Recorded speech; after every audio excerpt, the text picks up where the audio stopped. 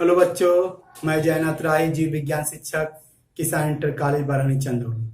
बच्चों, आज हम कक्षा 11 के पाठ कोशिका जीवन की इकाई के अंतर्गत कुछ टॉपिकों का अध्ययन करेंगे। उसमें सबसे पहले जो टॉपिक है वो क्या है? अंतःझिल्लिका तंत्र। कोशिकाओं के अंदर बहुत से झिल्लीदार अंगक होते हैं, कोशिकांग होते हैं, जो आकार में, संरचना में, आकार में क्या होते हैं? अलग अलग होते हैं। फिर भी इसमें से कुछ क्या होते हैं? एक दूसरे के साथ मिलकर के क्या होते हैं? विशेष कार्य करते हैं। तो ऐसे अंगक किस तंत्र में आते हैं? अंतःझिल्लिका तंत्र के अंतर्गत आते हैं। इस तंत्र के अंतर्गत कौन कौन से कोशिकांग हैं? आपका पहला है अंतःद्रवी जालिका, जिसे बोलते हैं एंडोप्लाज्मिक रेटिकुलम। दूसरा जो कोशिकांग इसके अंदर आता है गोल्जी का, जिसको हम क्या कहते हैं? गोल्जी बॉडी कहते हैं। तीसरा जो कोशिकांग है लैन का, जिसको हम लाइसोसोम कहते हैं। चौथा है रसधानी। ये चार जो कोशिकांग है वह अंतःझिल्लिका तंत्र के अंतर्गत आते हैं।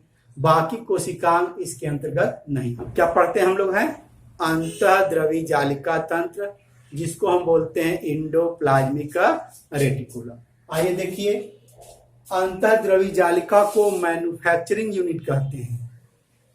अर्थात इन चारों में से जिसके अंदर अंतःद्रवी जालिका, गोल्जी का, लाइसोसोम और रसधानी में जो अंतःद्रवी जालिका वो मैन्युफैक्चरिंग यूनिट है, अर्थात वो पदार्थों का निर्माण करने में मदद करती है, अर्थात निर्माण करती। ये जो कोशिकांग है प्रोकैरियोटिक कोशिकाओं में नहीं पाया जाता है, केवल यूकैरियोटिक कोशिकाओं में पाया जाता है। आरबीसी को छोड़कर, लाल कणिका को छोड़कर ये लगभग सभी यूकैरियोटिक कोशिकाओं में पाए जाते हैं। यह पादप तथा जंतु दोनों कोशिकाओं में पाए जाते हैं।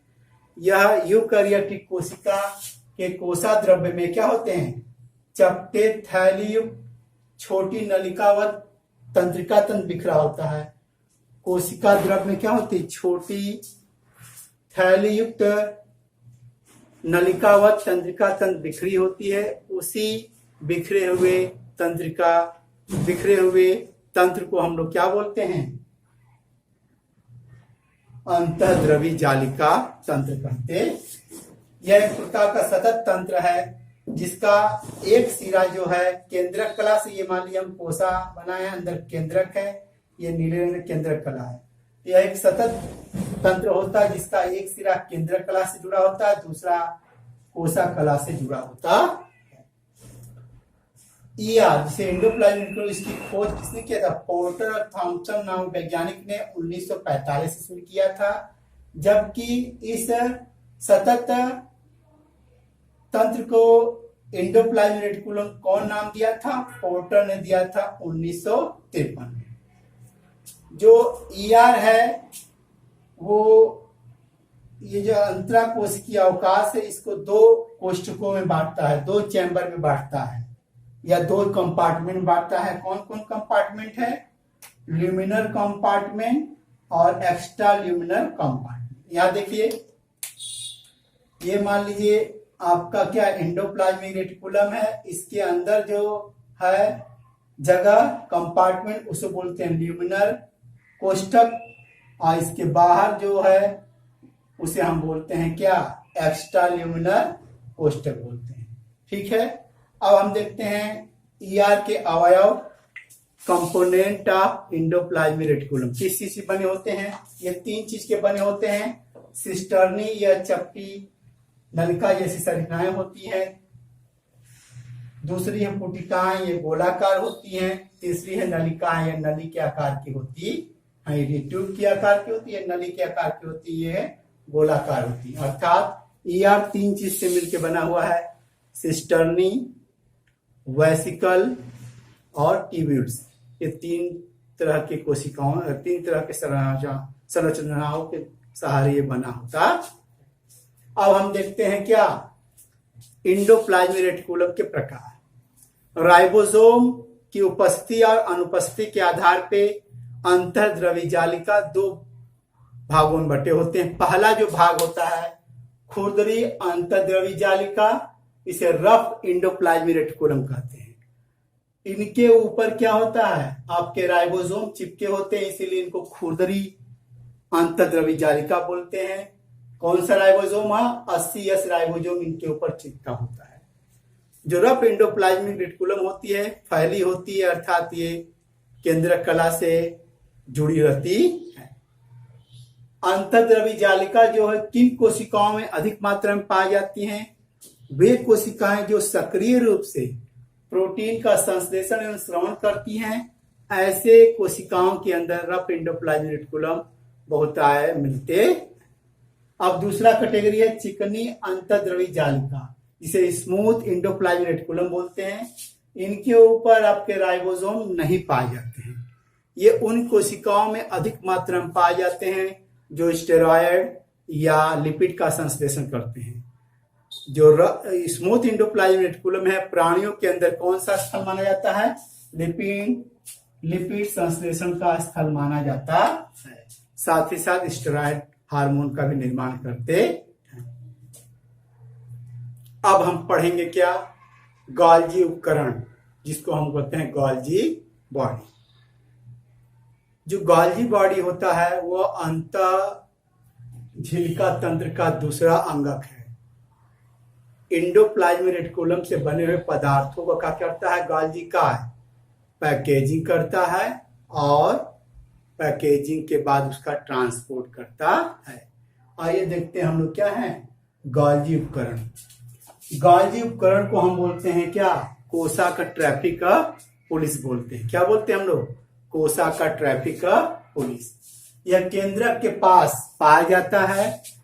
ये घना होता है, रंगीन क्या होता है, जालिकावत संरचना होता है, जो केंद्रक के पास पाया जाता है। यह यूकैरियोटिक कोशिकाओं में पाए जाते हैं, कुछ यूकैरियोटिक कोशिकाओं में ये नहीं पाए जाते हैं, जबकि प्रोकैरियोटिक कोशिकाओं में ये एकदम नहीं पाए जाते हैं। यह जंतु कोशा और पादप कोशा दोनों में पाए जाते हैं। लोअर इनवर्टिब्रेट जो अकशेरुकी प्राणी हैं और पादप हैं, उनके अंतर्गत हम लोग गोल्जी उपकरण को क्या नाम देते हैं, डिक्टियोसोम नाम देते हैं। क्या नाम देते हैं, डिक्टियोसोम। आइए अब देखते हैं कि गोल्जी उपकरण की खोज किसने किया था। इटली के एक वैज्ञानिक थे कैमिलो गोल्जी। उन्होंने 1898 ईस्वी में बिल्ली की तंत्रिका कोशा में सबसे पहले गोल्जी उपकरण की खोज की थी। गोल्जी उपकरण सबसे पहला खोजा जाने वाला क्या है, कोशिकांग है। आइए अब संरचना के बारे में देखते हैं।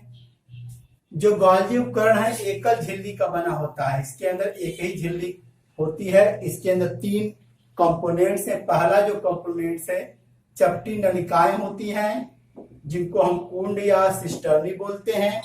इनका जो व्यास होता है 0.5 से लेके 1 माइक्रोमीटर होता है। ये जो सिस्टर्नी है एक दूसरे के ऊपर सिक्के की जैसे क्या होती हैं, सजी होती हैं। एक दूसरे के ऊपर ये सजी होती हैं। दूसरी जो संरचना होती है थैलियां, जिसको वेसिकल बोलते हैं। और तीसरी जो संरचना होती है नलिकाएं, जिसको हम ट्यूब्यूल बोलते हैं। ये जो आपका गोल्जी उपकरण है वो केंद्रक के पास पाया जाता है। ऊपरी जो सिरा होता है उत्तल सतह, जिसे हम शीश फेस बोलते हैं, यह निर्माणकारी सतह कहलाता है। जबकि उसके विपरीत जो है ट्रांसफेस कहलाता है, अवतल सतह। इनका मुख्य कार्य क्या है, परिपक्वन सतह है। अर्थात जब एंडोप्लाज्मिक रेटिकुलम से कोई पदार्थ बनकर आएगा तो पहले जाएगा कहाँ, शीश फेस के पास। यहाँ पे इसका पैकेजिंग होगा, मॉडिफिकेशन होगा। उसके बाद चला जाता है कहाँ पे, ट्रांसफेस के पास। यहाँ से पदार्थों क्या होता है, वेसिकल थैलिया के रूप में ये बाहर निकलते। इसीलिए इनको हम बोलते हैं क्या, पैकेजिंग एंड ट्रांसपोर्टिंग यूनिट बोलते हैं। ये पदार्थों के एक तरह से आवागमन में मदद करते हैं, इसीलिए इनको हम बोलते हैं कोसा का ट्रैफिक पुलिस बोलते हैं। अब आप देखते हैं क्या कार्य है। हम पहले ही जान चुके हैं कि ये पदार्थों का करता है, पैकेजिंग करता है। पैकेजिंग के बाद कोशिका के बाहर इसका क्या होता है, श्रावण मतलब स्थानांतरण करता है। नंबर 2, ईआर से बने हुए पदार्थों को, यहाँ पे हम प्रोटीन को लेते हैं, ईआर से बने हुए पदार्थों को करते हैं, पदार्थ जो प्रोटीन है सबसे पहले कहाँ आता है, शीश फेस के पास, वहां पे इसका पैकेजिंग होता है। पैकेजिंग के बाद यह जो पदार्थ है स्थानांतरित किया जाता है ट्रांसफेज के पास, तो ट्रांसफेज उसको थैली के रूप में परिवर्तित कर देता है और जरूरतमंद भागों तक इसको पहुंचा दिया जाता है। इसका ये मुख्य कार्य पैकेजिंग एंड ट्रांसपोर्टिंग। इसके अलावा ग्लाइकोलिपिड या ग्लाइकोप्रोटीन निर्माण का स्थल है, मतलब गोल्गी उपकरण में ही ग्लाइकोप्रोटीन और ग्लाइकोलिपिड का निर्माण होता है। नंबर 2, शुक्राणुओं के एक्रोसोम के निर्माण में। एक्रोसोम क्या होता है, ये नरयुग्मक होता है, ये इसका सिरा होता है, इसी सिरे के ऊपर टोपी जैसी संरचनाएं होती हैं, इसी संरचना को हम बोलते हैं एक्रोसोम। एक्रोसोम के निर्माण में कौन योगदान देता है, गोल्गी उपकरण। इसके अलावा कोशा भित्ति के निर्माण में हम पहले ही बात कर चुके हैं, जब कोशा विभाजन होता है तो उस दौरान कोशिका द्रव्य का विभाजन होता है, तो सबसे पहले मिडिल लेमला बनता है, वे पदार्थ कौन सप्लाई करता है, आपका गोल्गी उपकरण। इस तरह गोल्गी उपकरण कोशा भित्ति के निर्माण में मदद करता है। इसके अलावा एंजाइम के निर्माण में और लैन का मतलब लाइसोसोम के निर्माण में मदद करता है। इस तरह हमने क्या देखा, आपके क्या एंडोप्लाज्मिक रेटिकुलम और देखा क्या गोल्गी उपकरण। धन्यवाद, नमस्कार।